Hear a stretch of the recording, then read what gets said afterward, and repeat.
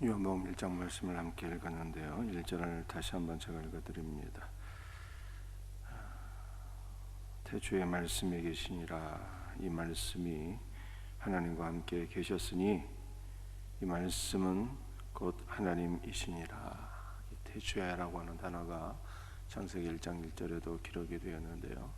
흔히 우리 창세기 1장 1절은 하나님께서 세상을 창조하시던 그 시점, 시간과 역사가 시작되던 그 시점을 가리킨다 하고, 요한복음 1장 1절에 나온 태초는 그 영원전을 가리킨다 라고 이렇게 이해를 합니다.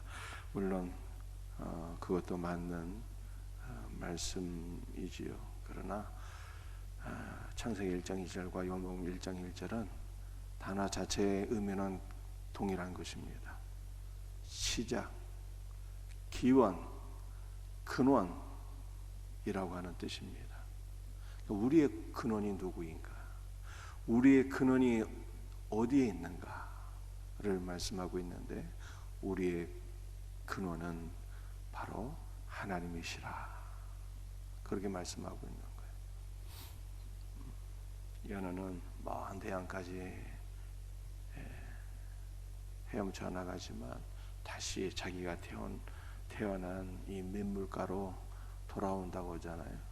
회귀 본능이 있는 거예요. 회귀 본능. 그런데 사람 안에는 무엇이 있을까요? 사람 안에는 종교성이 있어요. 종교성.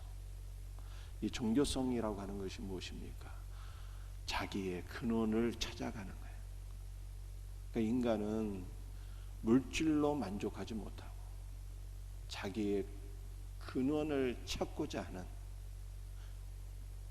그러한 마음이 있는데, 성경은 우리의 근원이 누구인가를 말씀하고 있는 것이죠.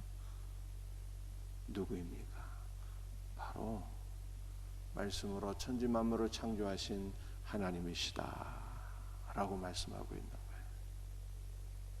그래서 인간은 자신의 근원이신 하나님께로 돌아가서 우리의 근원이신 하나님을 만나게 될 때 참된 만족을 얻게 되는 것입니다. 우리 날마다 우리의 근원이신 하나님께로 더 가까이 나아갈 수 있는 복된 은혜가 우리 모두에게 있기를 주님의 이름으로 축복합니다. 그런데 우리의 근원이 하나님이신데 이 하나님이 누구냐는 거죠. 이 하나님이 누구냐? 창세기 1장에서 창세기 1장과 2장의 기록을 보게 되면 말씀으로 천지 만물을 창조하시는 하나님은 삼위일체 하나님이시죠. 그런데 요한복음 1장에서 우리의 근원이 되신 하나님, 그분이 육신을 입고 이 땅에 오셨어요. 1장 14절이죠. 말씀이 육신이 되어 우리 가운데 거하심에. 그래서 성경은 하나님을 믿는 것과 예수 그리스도를 믿는 것은 차원이 다른 것이다 라는 것을 말씀하고 있어요. 하나님을 믿는다는 것은 기독교 아닌 분들도 하나님을 믿죠. 이슬람도 하나님 믿고 유대교도 하나님을 믿고 하나님을 다 믿어요. 하나님을 믿는다는 것은 무엇입니까? 그것은 천지 만물을 창조하시고 통치하시는 하나님을 믿는다는 뜻이에요. 예수님을 믿는다는 것은 무엇일까요? 예수님을 믿는다는 것은 육신이 되신 하나님을 믿는다는 뜻이에요. 육신이 되신 하나님, 성육신하신 하나님을 믿는다는 뜻입니다. 예수님께서 성육신하신 목적이 무엇입니까? 그것은 죽으시고 부활하신 거예요. 성육신하신 예수님은 육신이 있고 죽으시고 부활하셨어요. 예수님께서 육신을 입으시고 즉 죽으시고 부활하심으로써 이루신 일이 무엇일까요? 그것은 우리를 종결하신 거예요. 우리의 옛사람을 종결하신 거예요. 우리가 그리스도와 함께 십자가에 못 박히게 되었잖아요. 그리스도를 불신하고 내 고집대로 살다 세상을 사랑하며 살던 우리의 옛사람을 십자가에 다 못 박으시고 우리 옛사람을 종결하신 거예요. 그리스도께서 부활하신 목적은 무엇입니까? 그리스도께서 부활하심으로 우리에게 영원한 생명을 주시고 그리스도께서 부활하심으로 그분이 우리 안에 살아계셔요. 그러므로 우리는 우리의 옛사람은 더 이상 없고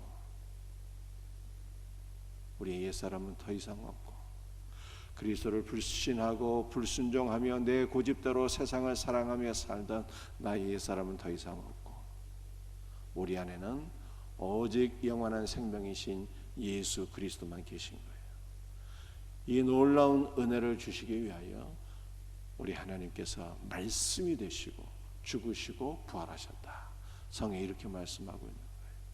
그러므로 우리의 신앙은 어떤 신앙이 되어야 되는 것입니까? 하나님을 믿는 신앙이죠. 하나님을 믿는 신앙인데 이 하나님을 믿는 신앙이 예수 그리스도를 믿는 신앙으로 더욱더 성숙한 신앙으로 나가야 되는 것입니다. 이것이 바로 기독교 신앙이에요. 이것이 아닌 것은 유대교 신앙, 이슬람 신앙. 우리 모두가 하나님을 믿는 신앙에서 육신이 되신 하나님, 예수 그리스도를 믿는 신앙으로 나아갈 수 있기를 주 예수의 이름으로 축복합니다. 1장 14절 말씀이에요. 말씀이 육신이 되어 우리 가운데 거하심에 라고 말씀합니다. 거하신다. 이 거하신다라고 하는 뜻이요,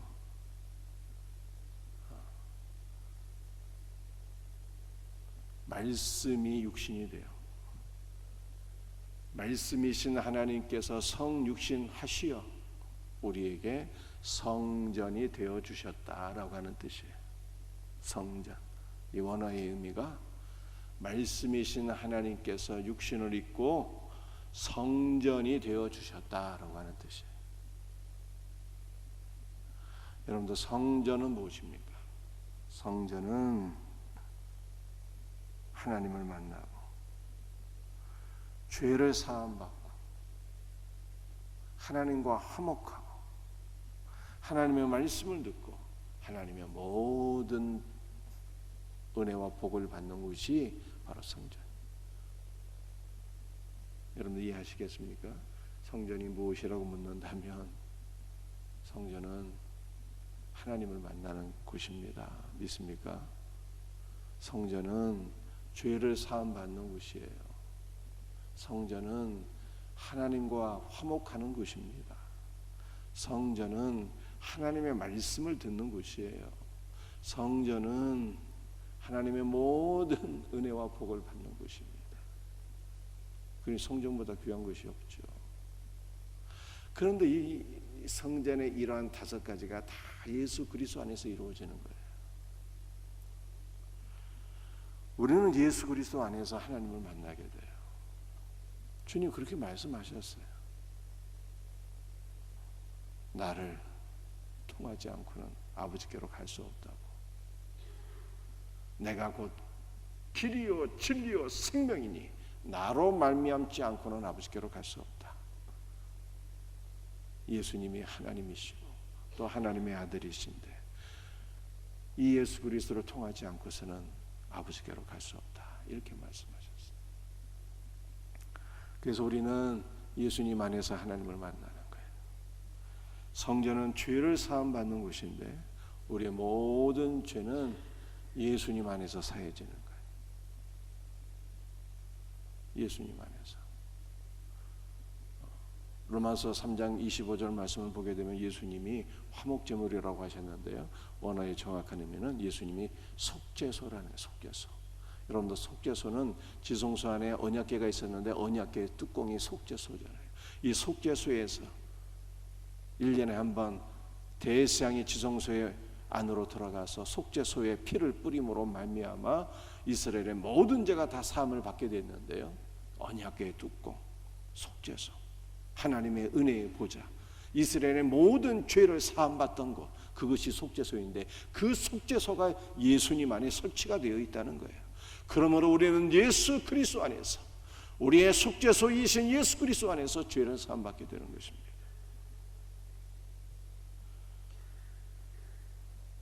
성전은 하나님과 화목하는 것인데요,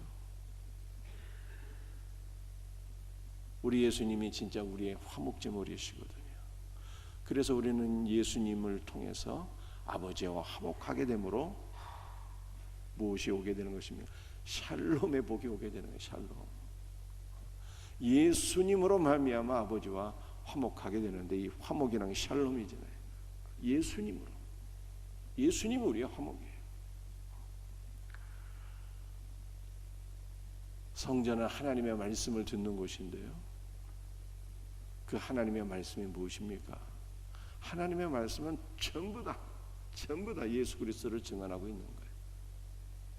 그래서 주께서 말씀하셨잖아요. 너희가 성경에서 영생을 얻는 줄 생각하고 성경을 상고하거니와 이 성경이 곧 내게 대하여 증언하는 것이라.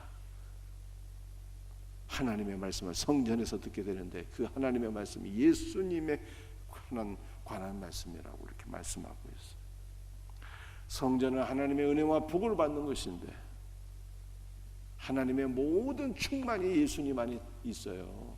하나님의 모든 충만이 예수님 안에 있다고.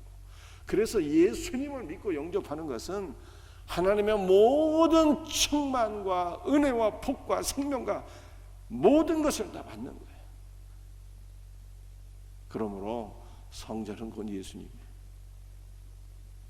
성전은 곧 예수님이고, 예수님 안에서 우리는 하나님을 만나고 죄를 사함받고 하나님과 화목하고 하나님의 말씀을 듣고 하나님의 모든 것을 예수 그리스도 안에서 다 받는 거예요. 그래서 요한복음 1장 14절에서 말씀이 되신 하나님께서, 육신이 되신 하나님께서 우리에게 성전이 되어 주셨다, 이렇게 말합니다. 우리는 예수 그리스도를 성전으로 누릴 수 있는 복된 은혜가 우리 모두에게 있기를 주 예수의 이름으로 축복합니다. 말씀드릴 것은 너무 많은데 시간이 다 됐습니다. 기도하겠습니다.